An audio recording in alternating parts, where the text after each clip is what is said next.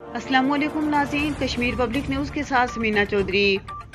Saudi अरब ने हज 2022 के लिए कोटा जारी कर दिया, जिसके बाद मुख्तलिफ ममालिक से इसी कोटे की बुनियाद पर आज़मीन हिजाज़ मुक़द्दस जा सकेंगे। जुमा को सऊदी गज़ट की रिपोर्ट के मुताबिक साल 2022 में मजमूई तौर पर 10 लाख अफराद दुनिया भर से फ़रीज़ा हज अदा करेंगे। सऊदी वज़ारत हज और उम्रा का कहना है कि रवां बरस 65 साल से कम उम्र अफराद हज कर सकेंगे और इन हज के ख्वाहां अफराद के लिए ज़रूरी है उनका सऊदी वज़ारत सेहत की जानिब से मंजूर शुदा कोरोना वैक्सीन का कोर्स मुकम्मल हो।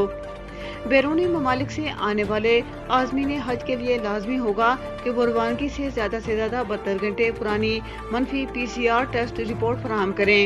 इसके अलावा मुख्तलिफ ममालिक को दिए जाने वाले हज कोटा की तादाद भी सामने आ गई है। सऊदी गज़ट में शाया रिपोर्ट में ज़राए के हवाले से बताया गया है तो इस साल सबसे ज़्यादा मुसलमान इंडोनेशिया से हज के लिए आएंगे। इंडोनेशिया से ज़्यादा 1,51,000 अफराद को हज के लिए आने की इजाज़त होगी।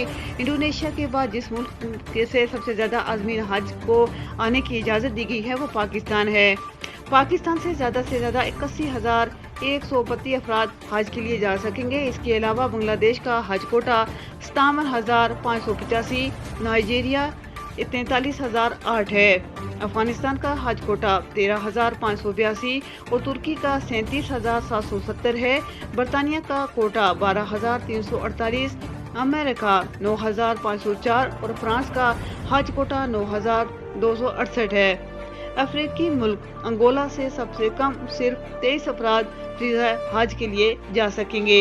मज़ीद न्यूज़ अपडेट्स के लिए देखते रहिए कश्मीर पब्लिक न्यूज़।